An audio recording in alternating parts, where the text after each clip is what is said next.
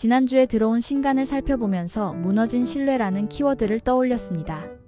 공고하다고 여겼던 현실이나 진정한 이해와 믿음으로 구축되었다고 믿었던 신뢰가 허물어지는 것은 한순간이라는 생각이 문득 들었습니다. 공현진 작가의 어차피 세상은 멸망할 텐데는 가족이라는 울타리가 실은 개인에게 소외감을 심어주는 것임을 깨달았을 때 읽어보면 도움이 될 것 같고, 게임과 플레이어를 연결해주는 게임 UI에 대한 이야기를 담은 게임 코러스는 견고하다고 믿었던 현실과 게임의 경계에서 흔들릴 때 읽어봐도 좋겠다는 생각이 들었습니다. 오늘 소개하는 세 권도 두루 읽어보시면 좋겠습니다. 신뢰란 것이 생각보다 자주 무너지고 허술한 것이라 오히려 신뢰할 수 없을 때가 더 많더라고요. 첫 번째 도서는 어차피 세상은 멸망할 텐데입니다. 5년 만에 집으로 돌아온 언니는 예전과는 다른 모습으로 나타났고, 그녀의 결혼 선언에 엄마는 오직 믿는 사람이지? 라는 질문을 던졌습니다. 언니는 집을 떠나기 전 우리 가족의 자랑이었지만 이제는 다시 돌이킬 수 없는 변화 속에서 새로운 길을 찾고 있었죠. 우리 집은 겉보기엔 단란해 보였지만 실상은 서로에 대한 오해와 무관심으로 가득했습니다. 가족이란 이름 아래 우리는 서로를 너무나 잘 안다고 믿었지만 사실 그 누구도 서로의 진정한 마음을 들여다보려 하지 않았습니다. 신앙을 통해 단단히 이어진 것 같은 우리 가족은 실은 개인에게 소외감을 심어주고 고립시켰습니다. 이런 혼란 속에서 나는 점점 집과 멀어질 수밖에 없었고 오로지 내 생각과 감정에만 집중하게 되었습니다. 이모는 나를 잇는 힘껏 간섭했지만 사실은 그녀 역시 자신의 삶의 불안 속에서 헤매고 있었죠. 그렇게 우리는 서로에게 많은 상처를 주고받았습니다. 그러나 이러한 상처들은 의외의 곳에서 치유되었습니다. 서로 알지도 못하는 사람들로 이루어진 새로운 관계들이 나를 지탱해 주었고 서로의 차이를 인정하며 응원할 수 있었습니다. 예를 들어 만두 가게를 함께 운영하게 된 동생 미영과 나는 누구의 보호도 받을 수 없는 상황 속에서 새로운 가족으로서 단단해졌습니다. 우리는 제대로 소통하지 않았고 이해하려 노력하지 않았지만 결국 서로를 믿고 의지할 때 진정한 가족이 될 수 있다는 것을 깨달았습니다. 이런 과정 속에서 나는 우리 모두가 스스로를 보호하는 방법을 배웠고 진정한 관계의 의미를 다시금 되새기게 됩니다. 이 책을 통해 나는 가족이라는 이름으로 서로를 오가매는 것이 아니라 진정한 이해와 믿음을 통해 새롭게 나아갈 수 있다는 희망을 전하고 싶었습니다. 우리의 이야기는 끝나지 않았고 여전히 많은 이들이 이 메시지를 통해 위로와 용기를 얻기를 바랍니다. 두 번째 도서는 게임 코러스입니다. 내가 이 이야기를 처음 하게 된 것은 어느 여름날의 오후, 흐릿한 모니터 앞에 앉아 게임의 세계로 빠져들었을 때였습니다. 처음엔 단순한 오락으로 여겼던 게임들이 어느 순간 내게 현실과 맞닿아 있음을 느끼게 되었고 그 매개체가 UI라는 것을 깨달은 순간 이 책의 이야기가 시작되었습니다. 게임 속 UI는 고대 그리스 연극의 코러스처럼 단순한 도구가 아니었습니다.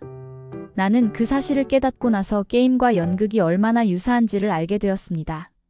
코러스가 관객을 연극의 세계로 끌어들이고 그 세계의 실제성을 믿게 하듯 UI 또한 나를 게임의 세계로 끌어들이고 그 세계가 현실임을 믿게 했습니다. 게임의 UI는 그저 메뉴를 제공하는 부차적인 장치가 아니라 사실상 게임 그 자체였고 그 힘은 때론 전제적이기까지 했습니다.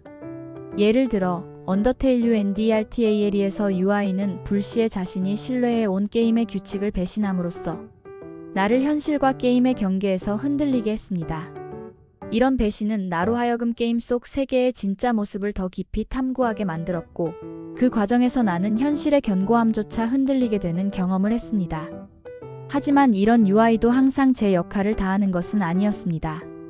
호라이즌 제로 던 허라이전 지로 돈과 같은 게임에서는 UI의 불일관성이 오히려 나의 몰입을 방해하기도 했습니다.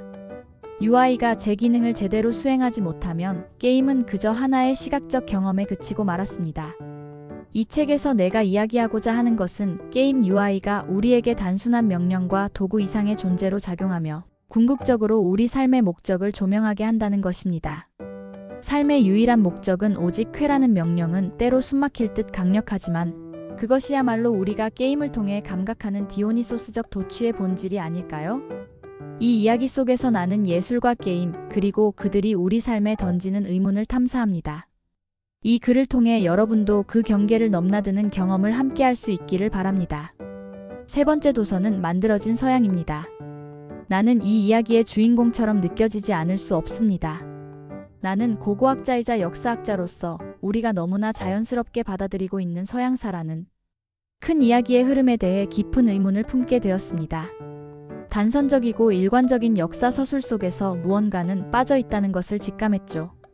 서양 문명사는 고대 그리스부터 시작하여 로마, 르네상스, 산업혁명, 그 이후로 이어지는 일련의 진보의 역사로만 여겨졌습니다. 하지만 나는 그 이면에 숨겨진 진실을 밝히고 싶었습니다. 서양 세계의 소속원이지만 나도 역시 주류에서 벗어난 위치에 있었던 여성으로서 그리고 혼혈인으로서 특별한 시각을 갖게 되었습니다. 내가 찾아낸 것은 우리가 당연하게 믿어왔던 서양의 역사가 고대 그리스 마이너스 로마의 유산을 받지 않고 유럽의 특정한 인종적, 종교적 기반 속에서 조작되고 해석되었다는 것이었습니다. 알게 되었죠. 서양이란 이름 아래 숨겨진 것이 무엇인지. 이 책은 전통적인 시간의 흐름을 좇는 식의 연대기를 따르지 않습니다. 대신 내가 이해한 것은 서양의 개념이 어떻게 형성되었는지를 14인의 비주류 인물들의 삶을 통해 탐구하는 것이었습니다. 이들은 고대 페르시아의 그리스 역사가인 헤로도토스에서 시작해 이슬람 철학자 알킨디, 그리고 당대 사회의 경계에 있었던 다른 인물들로 구성되었습니다. 그들은 비록 주류가 아니었지만 서양 문명의 형성과 발전의 중요한 접점에 있었던 사람들이었습니다.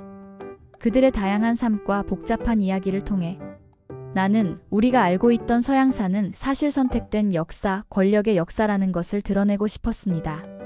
서양의 본질은 역설적이게도 이들 비주류에 의해 오히려 잘 드러납니다. 우리는 이 이야기들을 통해 이제껏 당연시했던 경계선을 무너뜨리고 새롭게 사유할 수 있는 기회를 얻게 됩니다. 왜 지금 이 이야기를 전해야 하냐고요? 세계는 질서의 전환기를 맞고 있고 혼란 속에서 우리는 다시 한번 질문해야 합니다. 서양이란 무엇인가? 이 책은 여러분에게 그 질문에 대한 새로운 시각과 깊이 있는 성찰을 제공합니다. 이 책을 통해 나는 단순히 서양사를 해체하는 것이 아니라 우리가 새롭게 세상을 이해하고 나아가는 데 필요한 통찰을 전하고 싶었습니다. 오늘 신간은 어땠나요? 마음을 움직이게 한 책이 있다면 근처 서점을 찾아보세요. 서점엔 훨씬 다양한 책들이 많답니다. 영상 끝까지 시청해주셔서 감사합니다. 유익한 책 소개였다면 좋아요, 구독 부탁드립니다. 감사합니다.